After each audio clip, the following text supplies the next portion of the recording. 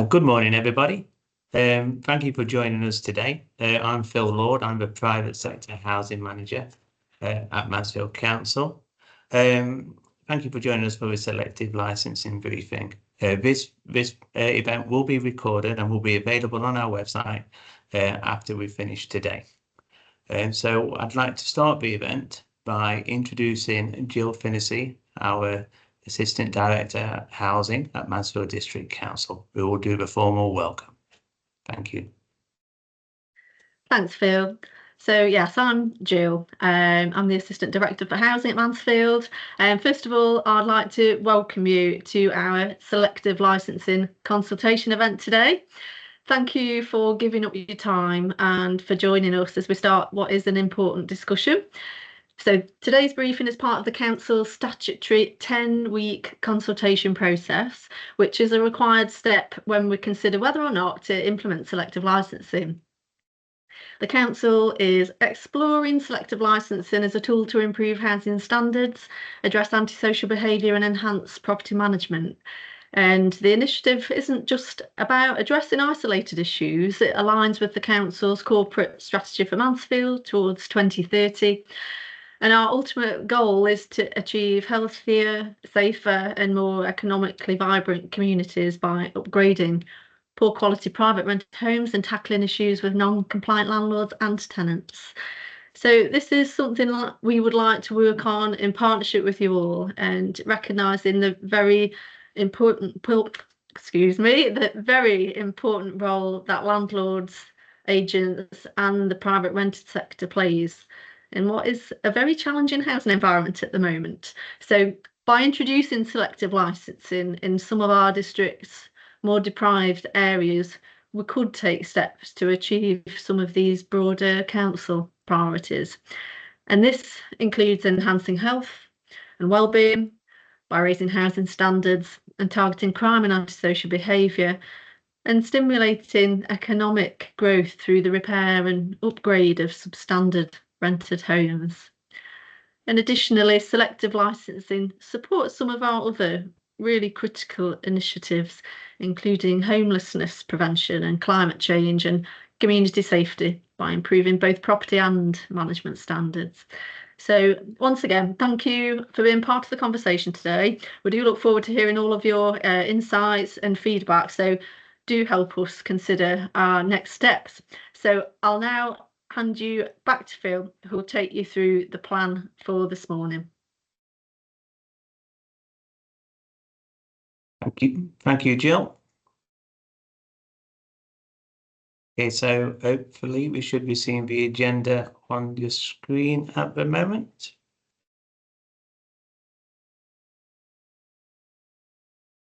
Okay, so again, good morning. I'm Phil Lord. I'm the private sector housing manager here at Mansfield Council. The purpose of the event is to provide further background information on the Council's proposal to introduce selective licensing in 5 areas around Mansfield. We hope you find this event informative and beneficial. The Council is keen to seek views during the consultation, which will inform our future decisions. So you should be able to see the agenda displayed on the screen. So after I've finished, I will hand over to James, who will play the prepared presentation. Following the presentation, we have Vicky from East Midlands Property Owners and Linda Cobb from Decent and Safe Homes Dash. Following on from Linda, we'll have a question and answer session. So please do submit questions throughout the presentation using the Q&A function at the top of your screen. We will do our best to answer your questions during today's event. If it is not possible there, we will ensure they are considered as part of the consultation process. I will now hand you over to James, who will be able to continue with the presentation. Thank you, James. Thanks, Phil. I'm James Greenhedge, and I've been leading on the selective licensing consultation elements of the project. We're going to show you a presentation now, and that'll introduce selective licensing for some of those who aren't aware of what selective licensing means, and also why we've chosen certain areas and the next steps. So just bear with me a second and I'll get that played for you.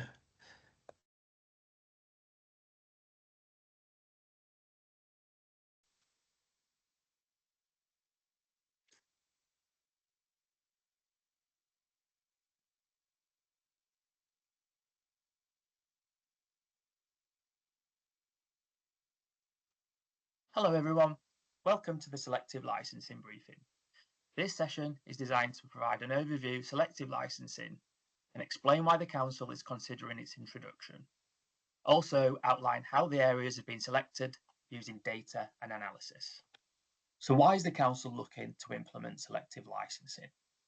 Selective licensing aligns with the Council's Towards 2030 strategy, which has recently been introduced. The strategy aims to improve health, well-being, community safety and economic growth by upgrading poor quality, privately rented homes and targeting rogue landlords. The introduction of selective licensing will help improve housing and property management standards within targeted areas of the district. Badly managed and substandard housing leads to poor outcomes for residents, landlords, communities and the Council. Selective licensing is a key step towards addressing these issues and improving overall living conditions. What is selective licensing? The Housing Act 2004 provides councils with the power to introduce licensing of privately rented properties in selected areas with the aim of improving conditions for local tenants and the surrounding community. Selective licensing requires all privately rented properties within the designated area to be licensed. Certain standards and conditions are required to be met for a license to be granted. A selective licensing scheme can last for a minimum of 5 years. Prior to implementation of a scheme, there must be a period of consultation. As we consider selective licensing, it's important to recognise that it's part of a broader set of measures. Currently, enforcement powers are actively being employed and will continue to play a crucial role. In the past, we've also used initiatives such as landlord accreditation and training programs. However, these approaches have often shown limitations. They can be resource intensive, slow in enforcement, and lack sustainable outcomes due to low engagement and funding challenges. While these efforts can each address certain aspects, they often operate in silo or serve as short-term solutions. Moving forward, an holistic approach is essential to effectively tackling the underlying issues. Selective licensing, integrated with our ongoing enforcement efforts and supported by other targeted measures, can bring about more impactful, lasting improvements for our communities. And a summary of the analysis carried out considering other methods can be found on the selective licensing web pages. Landlords who operate in the areas will be expected to meet certain conditions to be granted a licence. And some of these conditions include carry out property checks to ensure standards are met, provide written tenancy agreements, take action preventing tenants causing antisocial behaviour and nuisance, provide gas and electrical certification to the council, undertake landlord training, and carry out repairs in a timely manner. And the full proposed licensing conditions can be found on the council's web pages. If a landlord fails to apply, the penalties a landlord could face include a civil penalty notice of up to £30,000. The tenant or the council can apply for a rent repayment order for 100% of a year's worth of rent being paid back to the tenant or the council. Prosecution, including an unlimited fine and a criminal record. Being put on the National Rogue Landlord database. And being banned from working as a landlord and losing the licence to rent anywhere in England for at least 12 months and in some cases indefinitely. The council will help landlords in the early stages with their application to make sure of successful applications. When considering what areas to designate, certain conditions have to be met. The first is that the area has to have a higher proportion of PRS properties than other areas. The area also has to be suffering from at least one of these conditions. An area of low housing demand, has a significant and persistent problem with antisocial behaviour, has a significant number of privately rented properties in poor condition, is experiencing an influx of migration, has high levels of deprivation, or suffer from a high level of crime. When identifying areas that meet these conditions, the councils use both quantitative and qualitative data to select the areas to consult upon.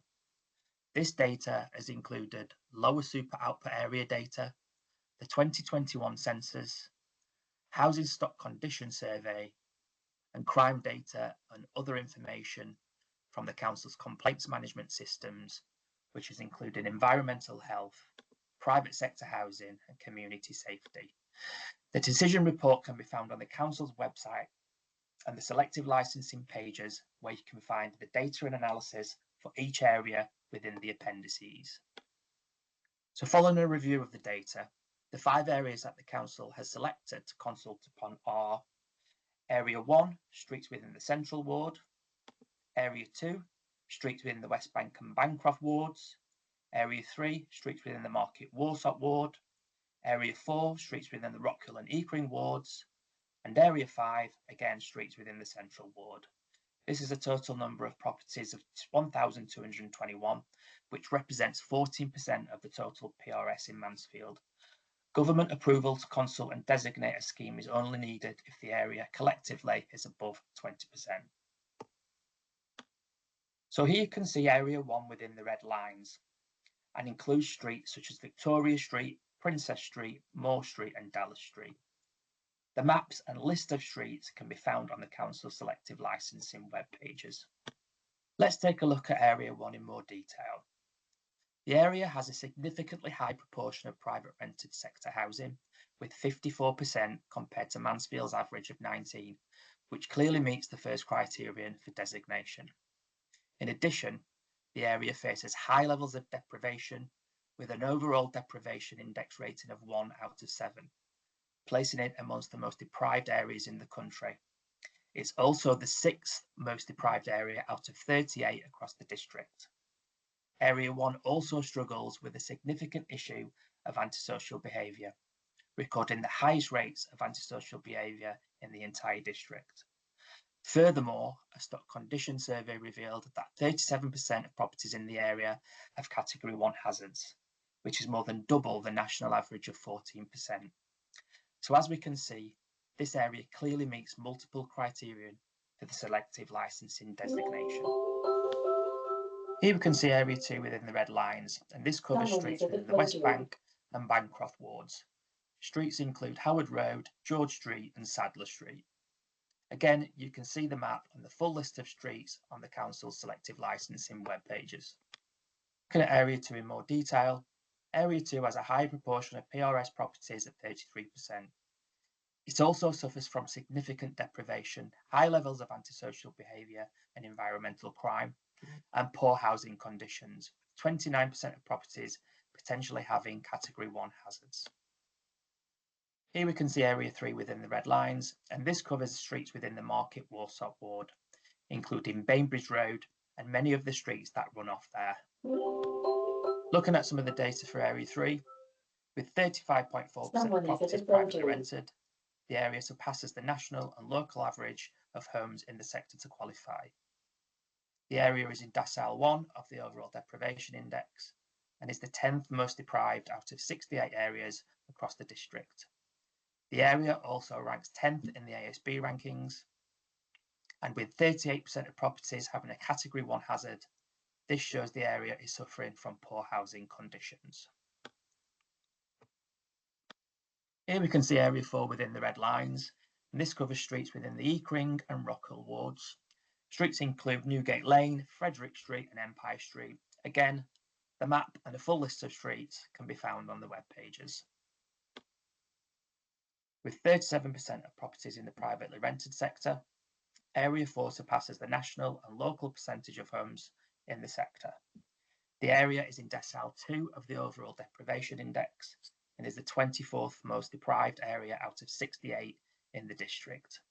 The area ranks 9th in the ASB rankings, with 37% of properties having a Category 1 hazard, suggesting poor property conditions. And last but not least, we can see Area 5 within the red lines. And this covers streets within the central wards and includes Milton Street, Knowle Street and Corporation Street.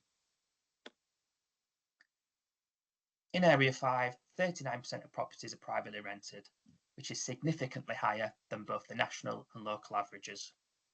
The area spans 2 lower super output areas, both of which are in deciles 1 and 2 of an overall deprivation index, indicating very high levels of deprivation.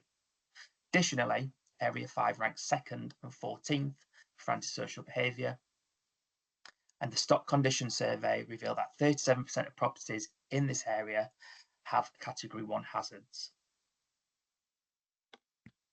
When considering areas for selective licensing, we took an holistic approach. In addition to the factors already mentioned, we also considered issues such as over-occupancy and housing conditions related to cold, damp and mould. This helped us build a richer picture of the issues in the areas and guided our decision on which areas would benefit most from selective licensing. Again, a comprehensive analysis of these areas can be found in the appendices of the decision report, which are available on the selective licensing web pages. Let's move on to how selective licensing will help improve the areas. The council will be able to carry out proactive inspections rather than relying on reactionary responses, helping to improve property conditions and overall living standards. Better managed properties and tenancies can reduce antisocial behaviour and crime, leading to more sustainable tenancies and making the area more attractive to new tenants. Additionally, improved knowledge through selective licensing can help residents better understand both their rights and responsibilities. Selective licensing may also attract property and area improvement schemes, such as energy efficiency grants, which can further enhance housing quality. By raising standards across the board, selective licensing can improve market conditions, enhance social stability, and contribute to the general well-being of residents in the area. Well, what about the benefits for landlords? Well, firstly, it leads to better managed tenancies, which in turn reduces antisocial behaviour in the area. Improved compliance with housing standards ensures that properties meet legal requirements and landlords can experience longer, more sustainable tenancies with reduced turnover, helping to minimise void periods and associated costs. Additionally, there is potential for increased rent recovery due to better management practices. The scheme also drives property improvement across the area, raising the overall standard of housing and creating a more attractive environment for both landlords and residents. Also, selective licensing helps foster a closer relationship between landlords and the council, improving communication channels with both the council and residents.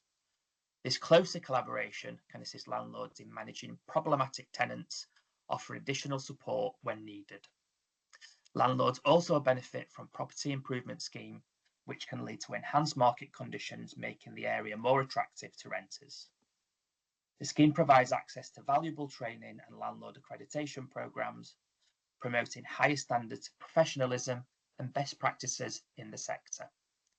These elements together contribute to improved working practices and a greater and more sustainable, well-regulated market rental sector. The frequently asked questions sheet is available on the selective licensing web pages and should address many of your questions. However, we will also review and respond to the questions submitted today. These will also be included as part of the official consultation process to help inform the proposals. Our consultation process is set to conclude on the 16th of December. During this time, we gather in the data and analysis from the surveys and feedback gathered at various events. Following this, we will compile a comprehensive report with recommendations, which will be presented to the Council in January. If the recommendations are to approve, a 3-month application period will then open, with the aim of going live in spring 2025. And finally, have your say. It's really important that we get as much feedback as possible to inform the proposals. So if you know other landlords that have not attended today, please let them know and send them the link. Our web pages contain all the information about the schemes and goes into more detail as to what's being covered today. Again, the consultation ends on the 16th of December, so you've got plenty of time. Thank you for attending today. Have a great day.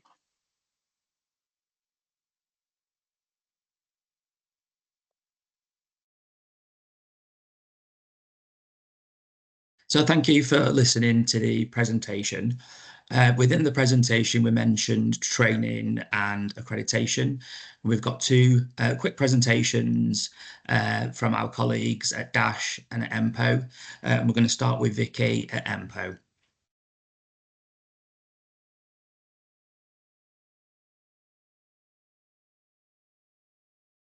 Hi everybody, my name's Vicky Hextall and I work for EMPO. For those who don't know who EMPO are, we are East Midlands property owners. We're a landlord association covering the whole of the East Midlands with many hundreds of members, most of which are landlords and letting agents. We've been supporting landlords for over 80 years. We provide low-cost landlord advice. Our helpline is one of the most used facilities that EMPO provide, where landlords can phone up for advice on things like the proposed selective licensing that we have just heard about, amongst lots of other queries they might have about existing tenancies, problems, notice, all kinds of questions that they might need advice on. We are a non-profit organisation, so all of the funding that comes through us is from our members and suppliers, and that is used to further support the landlords that we represent. Our members range from accidental landlords, so people who've inherited property, to multi-portfolio landlords with HMO, student housing, everybody. We cover up everybody and help as many people as we can.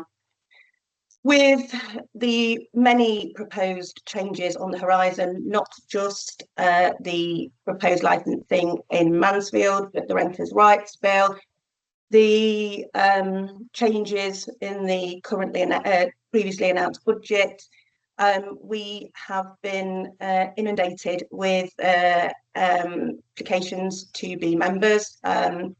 We offer the helpline, as I've discussed. We offer comprehensive training, which is something that a lot of licensing schemes, if they come into force, recommend, or sometimes make mandatory for licensing applications.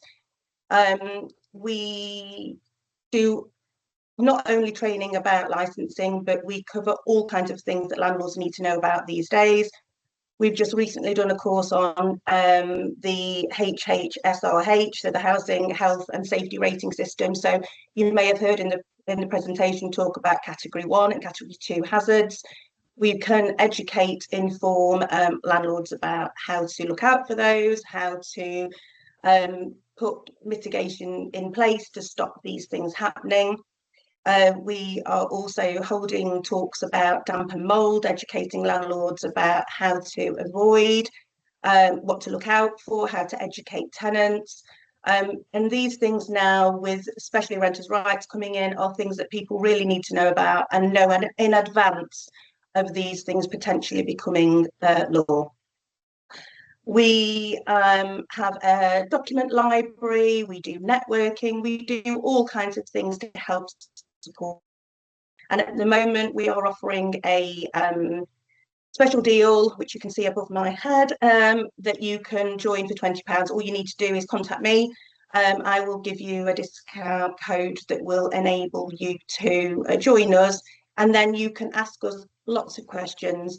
I know many of you will be asking questions directly to Mansfield District Council with regards to what you've listened to today, but sometimes people want advice that perhaps they don't want to go to the council for, and they want independent advice, and we can offer that if that's something that our landlords need to be made aware of.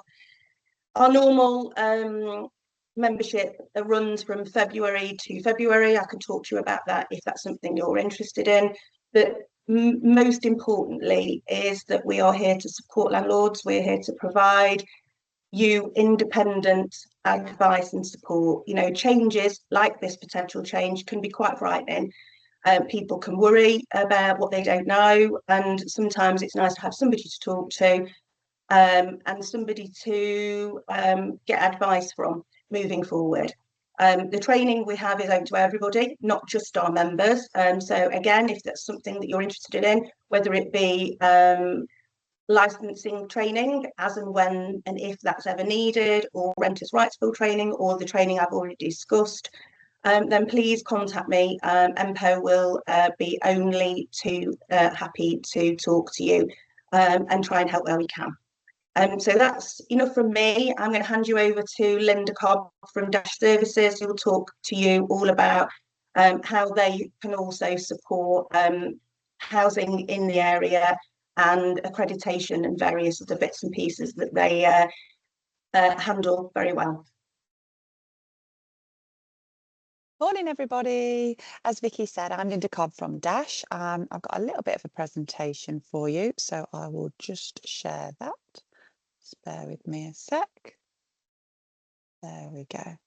So hopefully you can all see that. Hang on. So, licensing. Really? Is that what we're going to do? Right. So what should you be doing as a landlord to make sure that you're involved, that you know what it's about, and that you're putting yourself in the best position between now and if it goes live? So what's it all about? So in 2019, the government commissioned a review into the effectiveness of licensing, and it gave recommendations for positive change. Now, the research found that as of January 2019, there were 57 local authorities operating these various selective licensing schemes across the country. Some, like Nottingham, which is our neighbour, that were offering whole city, and others much smaller ones like Ashfield, a few streets over in Gedling as well. So the survey results, when they looked at these selective licensing schemes, indicated that poor housing condition, which is what Jill spoke about earlier, antisocial behaviour are the most common reasons why councils introduce selective licensing schemes, and that seems to be what's happening in Mansfield. So you're sort of in line with the rest of the country about why that's happening. This research actually said that selective licensing schemes can be an effective tool. So they do work and they do provide positive outcomes. There are obviously negatives that you'll hear in the press about what they bring, and that's all part of the consultation as well, for you to have a look at that. And at the end of my presentation, I've got some questions that you can be asking yourselves as well when you do reply to them. So these are the sorts of things, when you're reading the consultation, ask yourself, have Mansfield Council considered these? So the research highlighted characteristics of effective schemes. And if we are going to have this scheme, and it's only a consultation, so it doesn't have to come in, but if we are, is it for it to be effective? Has there been careful planning? Have they anticipated the costs properly? Is there a well thought out evidence gathering? Is the consultation robust? You know, I spoke to James earlier today, and we're doing these online, but they're also doing in person. So they're getting out there and offering a range of options for us to engage with them on. Is it a realistic approach to defining the areas and the boundaries? Have a look at the maps. Is that right? Do you agree with it? Now, licensing for it to be effective, it needs to form a wider suite of community-based measures. So are Mansfield Council doing this as a silo thing, or are they looking at working with the fire service, working with crime prevention, working with the drugs and alcohol abuse teams in the area? So you can have a look at that through the consultation as well. Are they effectively engaging both landlords and tenants, and are they linking it to training? So we're looking at a sustainable change of the market, not just hand over your money and that's it. That's not what an effective selective licensing scheme is about. Is the inspection regime that Mansfield Council are offering robust, consistent and targeted? And is it fair? And is it going to deal with the worst problems first? Nottingham, for example, will only look at a certain proportion of accredited landlords, or are they going to look at everything? And if they are, is that because it's a smaller area and they're able to do that? Whatever it is it laid out? Is it clear? Is it fair? And is there regular open publication of progress about targets? And that's what you'll be looking at as we move on. So Nottingham, for example, do a mid-term review. They'll do Charmelborough Council are doing 1 year on. What's that looking like? So we'll be expecting something like that from Mansfield as well. So they're the things you can look at. Now, some quotes that support accreditation. So what this is saying is basically accreditation schemes that worked alongside selective licensing schemes and provided this two-way engagement and really supported landlords through the process, either with DASH, landlord accreditation, or with MPO, people or NRLA, other local organisations. They were more successful. So this is where I come in terms of the landlord accreditation and the training. So this is our website, dashservices.org.uk. There's a wide amount of information on there. And as you can see, one of the main 4 elements that we offer is accreditation. So that is, it is for landlords anywhere in the country to apply. They put on their properties, they get training, they get updates, they get an inspection. So it sort of preempts what the council are going to be looking at, and it gives you a little bit of time before the council come along. Lots of resources on there and lots of training opportunities. So all of the councils that have in the East Midlands that have done licensing have linked it, linked a condition in there that said that the landlord needs to be trained, and DASH's training and MPO's training allows the landlord to comply with that condition. That can be either an online course or an in-person course, and we offer both of them. So put simply, accreditation represents quality. It shows that a landlord is serious about taking steps in achieving and maintaining standards. We work alongside the NRLA. We've got over 10,000 properties. We work with MPO on delivering training, etc. And lots of landlords there in the thousands. So quick benefit of the recap of the benefits. So it's a quality mark, regular updates, training, which I've already talked about, and that's a process. So you apply online. You have some training, you have the health check of the property, that's virtual. You get a report that tells you what you need to look at. There's a complaints process if you get into any trouble with your tenant, and you can come to us and we can help mediate that. And ongoing professional newsletters, website updates, online webinars, lots of things to keep you updated. And that's a little bit about what we do in terms of the 10% portfolio, looking at for the property visits. And in the main, our properties are well managed. But there are often a few things that we can help landlords with. So if you were looking at your kitchen redesign, then I suggest you move your cooker there. If you were looking at turning this into a HMO, then these are the things you'd need to do. So we can offer lots of help and advice there as well. So the next steps then, if you are interested, head over to our website, dashservices.org.uk. You click the top right, which is the Apply Now button, after you've read the frequently asked questions, and you can have a look through and make your application as soon as today. So the consultation, I said I'd give you some tips on what to do in terms of having your say. It's really important, like James said, about having your say. So make sure you read all of the documents. Set yourself a little bit of time aside and have a good read. If this is going to affect your business, it's worth putting in the time. Do the licensing conditions, so there'll be a lot of licensing conditions in there, do they make sense? Are some of them totally impractical? So for example, in Nottingham, when theirs came out, they had thumb turn, that one of the conditions was that every property in Nottingham needed thumb turn locks, and that was just impractical. It wasn't necessary. So that condition then got dropped. So are there anything in there for you that Mansfield have put in that you're going, no, that won't work in this market, or could you please reconsider that? And then that's where you have your say as well. Does the evidence actually stack up? Have you had a look at it? Feel free to question it. That's what the consultation's about. Should the boundary be changed? Is it too big? So Nottingham in their second scheme have shrunk theirs because they've said, actually, we can take that bit out.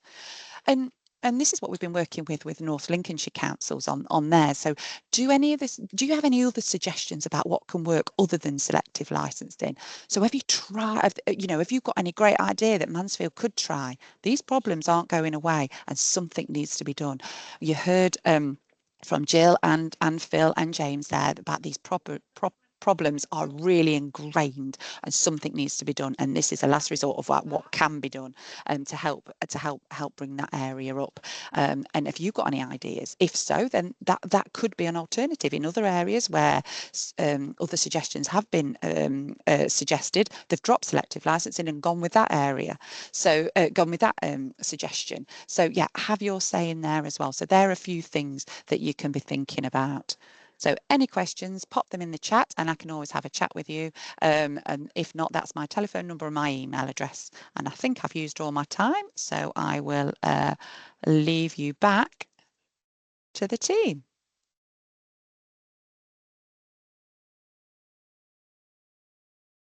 Thank you very much, Linda, and Vicky, for your input there. So we will now move on to the Q&A session. James, has there been any questions posed in the chat? We've not had many questions, but we have had a larger question that we can have a look at by breaking it up in some pieces. So we've had a question about, we know about the Renters' Right Bill that's been announced, but we don't know a date when that's going to be obviously coming in yet. So the question is why are we looking to designate selective licensing areas, knowing that the bill is coming up imminently, if you like, well in the next year? Okay, well, thank you very much for that question. The rental reform bill, which we all know is going through Parliament right now, it's still being shaped. We don't know what it's going to look like at the end. There's some lobbying regards selective licensing as well in there. So we are aware that the rental reform bill is happening, and we will take into consideration the impact that they may be having, that may have on the landlords. As far as I'm aware, though, the rental reform bill stops short of allowing local authorities to visit and inspect properties, which is obviously a big plus of selective licensing. But we are considering and we are closely monitoring what's happening with the Renters Reform Bill, and it will form part of our overall decision at the end of a consultation period. Great. And the next part of the question is that the schemes are costly and can detract rather than bring in investment for much needed supply and demand, and there's a concern that these costs could get passed on to tenants in the form of increased rent. Okay, thank you. Obviously, we hope that the costs aren't passed on to the tenants, and we understand that that'll be a decision for each landlord that has to take. But when we're looking at these areas, we are other initiatives and schemes that the council's also carrying out to help uplift and improve these areas, such as Safer Streets programme, which we're working in collaboration with Notts Police. We also have our neighbourhood wardens that are in the area as well to check on progress, to engage with residents. And what we've seen from other selective licensing schemes happening locally and also nationally is that it has a positive impact on the area, and we do see an uplift, and you have tenants which are sustained for longer. Sorry, tenancies that are sustained for longer. You have housing which is better, healthier, and you have less evictions, less void periods, and an increase in property value. So we hope that the gains balance out the costs, but it's very much a partnership issue that we're wanting to introduce. So closer working with landlords and the council through introducing selective licensing. James, you got anything to add? No, I think that's pretty good. Just moving on to the next one. Selective licensing schemes are designed to target rogue landlords, as we've suggested in the presentation, but could punish many landlords who are already fully compliant in the process. Well, we have to make sure that we deliver the selective licensing scheme so that we are targeting those landlords that are currently breaching regulations, flouting the law, and giving the good landlords the bad reputation that we're looking to avoid here. And in doing so, we need to ensure that we've got our selective licensing resourced adequately so we can target those bad landlords. There will be less traction for good landlords, but our emphasis and focus will be on the landlords who do not maintain the properties and bring the area down. That way, if we target these landlords, we'll hopefully see an uplift in the area, and again, sustainable tenancies and longer tenancies and increased property values. Yeah, just also add to that, as part of the consultation, we're looking at maybe applying discounts for accreditation. So if any, like you said, landlords that operate well in the area do want to join an accreditation scheme, there may be an option there to reduce the license fee. So we do want to look after our good landlords and make sure they're well supported with the measures that we can sort of bring in as well, and offer that support and that communication. I think that's the gist of that large question. We just had another question that we have been receiving, and that's regarding landlords exiting the market. I don't know whether you want to have a quick response to that, Phil. Concerns about landlords leaving the market are common. So yeah. That's right. This question was posed prior to this event. Yeah. So a number of landlords have said that this selective licensing will mean they'll sell up and leave the sector, and we'll see a reduction in private rented accommodation if that's available in Mansfield, which we understand those concerns. What we've found though is that through reviewing other selective licensing areas, because we're not the first in the area to look at introducing selective licensing, where landlords do choose to leave the sector, and we understand if that's a business decision that they take, that often those properties are purchased by landlords, and so you don't see a huge drop in availability of private rented sector. And also through closer working with the council, like I've already mentioned, we hope that selective licensing will create stability in these areas and offer overall improvements to both landlords and tenants.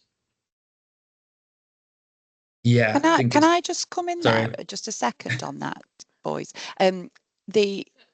If landlords are in the audience and they are thinking about maybe leaving the market, that needs to be something that's done in a planned way now, especially going back to the previous question, which was about renters' rights. So if you are thinking about that now, have a good look at your business model and think, actually, if I am thinking of doing it, you know, renters' rights is going to make, if you look at the draft and roughly that's probably what's going to come in, there's going to be an element of that, which means you can't sell. So if you are thinking of doing it, if you are looking at your business model, that needs to be done now in a very planned and strategic way, because you're not going to be able to do it as much in the future. So, you know, that's what I was going to go really touching on in terms of, like, look at your business model. Is it viable? Is this going to affect it in any way? And with the costs, I know you've got a question about costs in a minute, but if not, then if you are thinking of selling, then, you know, how long is that going to take? Is it going to lapse into maybe next summer whilst renters' rights come in? So just something on there about doing it in a planned way, not a knee-jerk, okay, I'm selling, because you might not be able to when renters' rights come in. Oh, shush, sorry.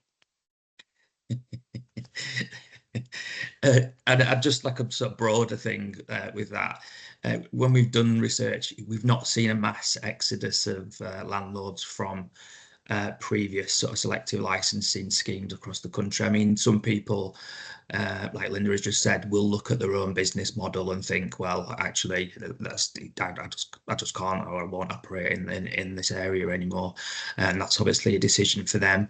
But we've not seen mass exoduses across schemes in other areas. And I think that's all the questions. Is there anybody who wants to add any more questions in at this point? Now is your chance. You can also email the selective licensing inbox that we can send the details out to you for. And I'll also pop the link on here for our website as well.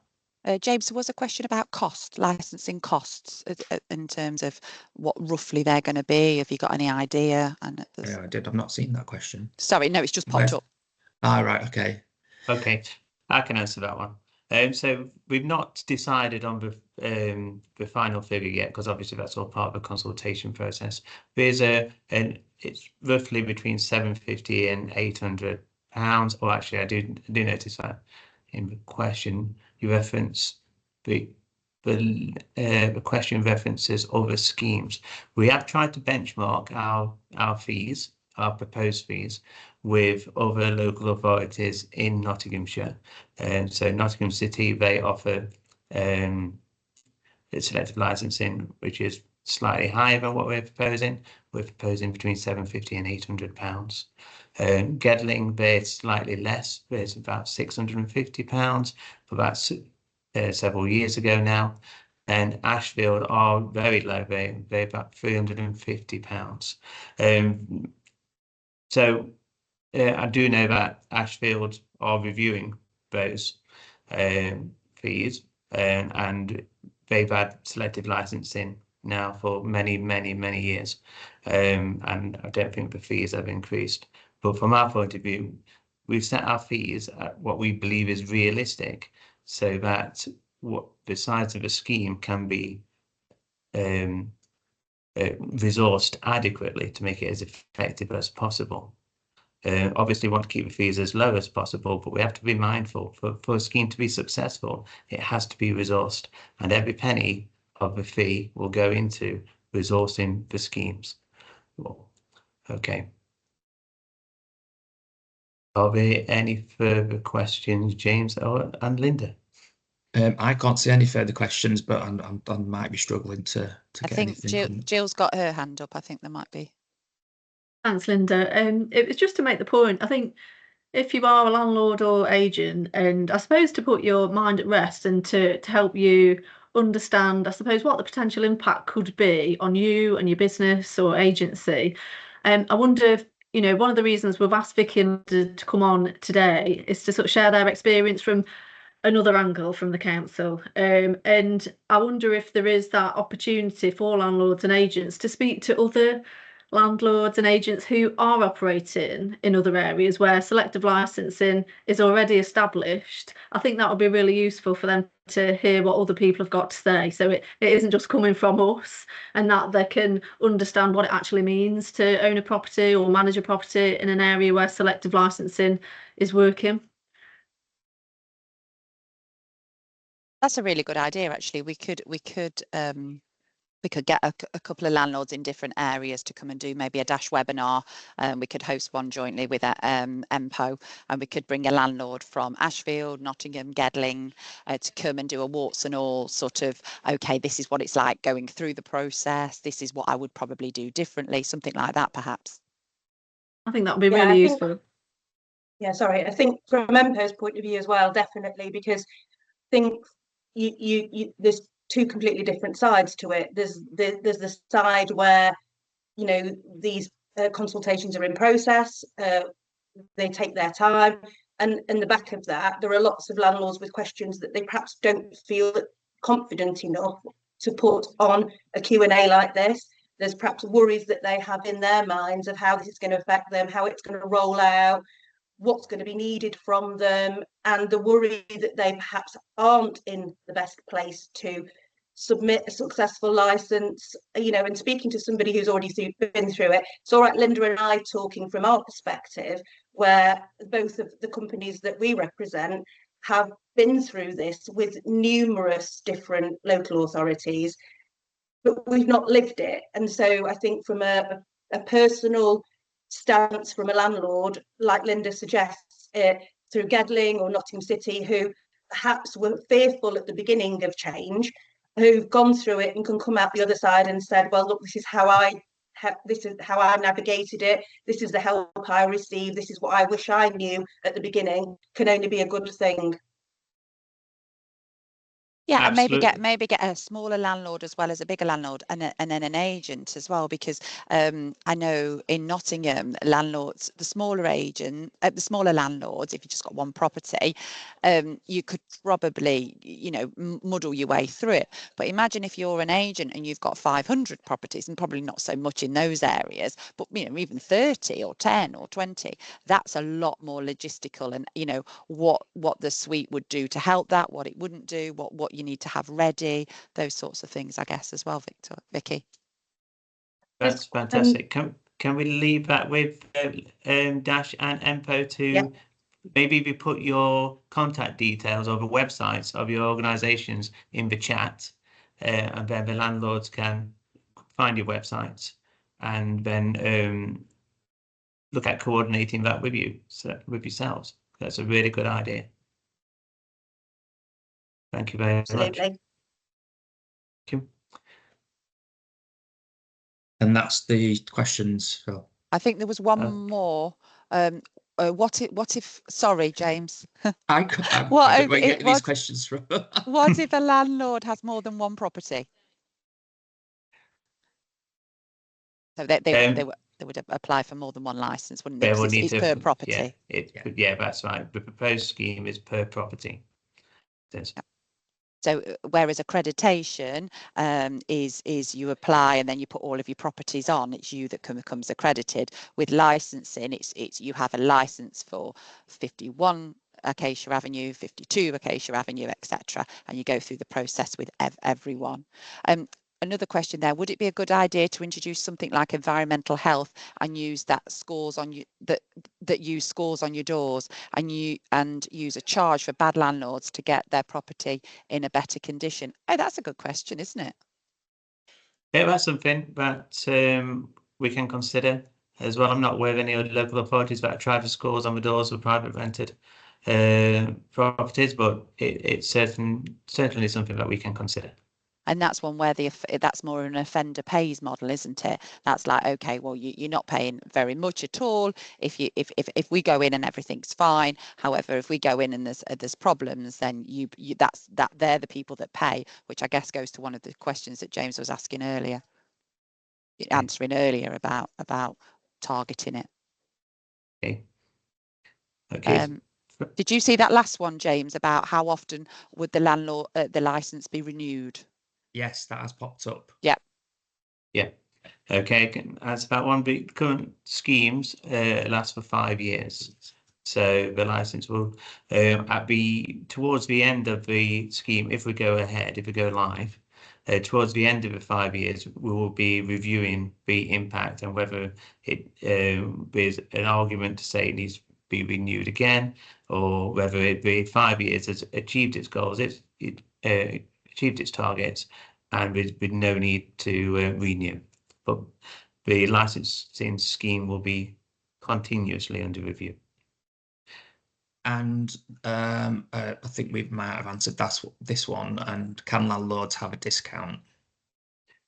We are considering discounts such as early bird applications, accredited landlords are accredited. So those sort of discounts are being considered. I think that is the last one. I'll just like to say that we do have a selective licensing inbox, and many of you will have received an email from that. So if you do want to drop any questions in aside from the survey, then you're more than welcome to drop them questions in there, and then I can answer you directly regarding anything that you may wish to ask. Okay, well, thank you very much. Again, I'll direct you all to our website. Please have a look at the webpage. We've got a survey on there for landlords to complete and residents to complete. So please let us know your thoughts. Okay, well, just like to say thank you all for joining us this morning. I hope you found the event useful. It will be available on our website, but as James says, we are still contactable. If you've got any questions or queries, please let us know. Okay, I will now stop the recording and we'll end the event. Thank you very much.